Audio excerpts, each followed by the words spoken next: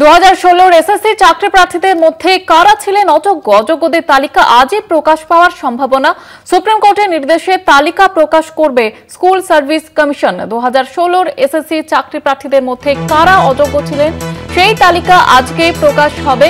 অযোগ্যদের তালিকা আজই প্রকাশ পাওয়ার সম্ভাবনা হচ্ছে এবং সুপ্রিম কোর্টের নির্দেশে তালিকা প্রকাশ করবে স্কুল সার্ভিস কমিশন। সরাসরি রয়েছে আমাদের প্রতিনিধি রমিত বন্দ্যোপাধ্যায়।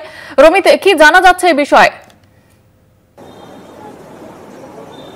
দেখো জুহিতা, আমরা রয়েছি এই মুহূর্তে এসএসসি ভবনের সামনে, অর্থাৎ একদম সল্টলেকের অফিসের বাইরে আমরা দাঁড়িয়ে।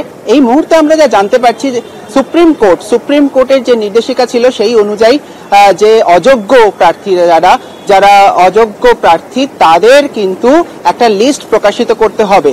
তো সেই অনুযায়ী জানা যাচ্ছে যে এসএসসি ভবনের তরফ থেকেই আমরা সূত্র মারফত জানতে পারছি যে আজই হয়তো সেই তালিকা প্রকাশিত হবে। দুটি তালিকা প্রকাশিত হবে, একটি হলো যারা অযোগ্য শিক্ষক শিক্ষিকা তাদের, এবং আরেকটি হলো যারা অযোগ্য শিক্ষক শিক্ষিকারা এখনো অবধি যারা পরীক্ষার জন্য আবেদন করেছেন, অর্থাৎ 7 এবং 14 তারিখ এই দুটো দিন ক্লাস 9, 10, 11, 12 এর জন্য কিন্তু পরীক্ষা নেওয়া হবে।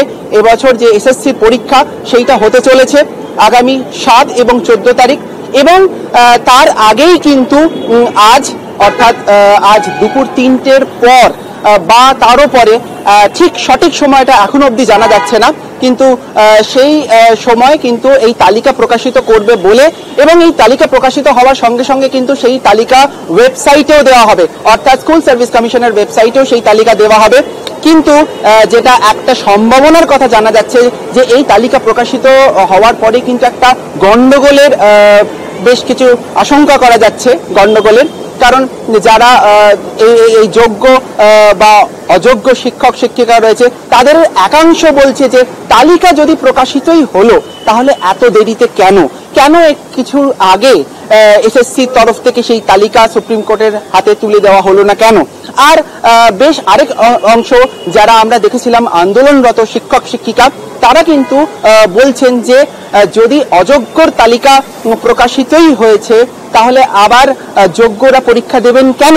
তো এই সমস্ত নিয়ে কিন্তু একটা বেশ গন্ডগোলের একটা আশঙ্কা দেখা যাচ্ছে, কিন্তু আজই প্রকাশিত হতে চলেছে বলে এখনো অবধি জানা যাচ্ছে যে এসএসসির তরফ থেকে সেই তালিকা, যারা অযোগ্য শিক্ষক শিক্ষিকা তাদের তালিকা, এবং যেই অযোগ্য শিক্ষক শিক্ষিকা যারা এখনো অবধি পরীক্ষার জন্য আবেদন করেছে তাদের যে তালিকা, এই দুই তালিকা প্রকাশিত করা হবে।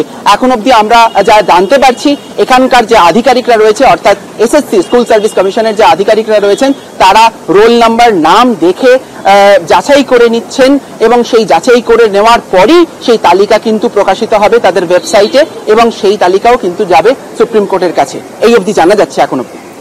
একেবারে এদিকে আমাদের নজর থাকবে কখন তালিকা প্রকাশ করা হয়। আপাতত ধন্যবাদ জানাবো তোমাকে রমিত। আমাদের সঙ্গে সরাসরি ছিলেন আমাদের প্রতিনিধি রমিত বন্দ্যোপাধ্যায়।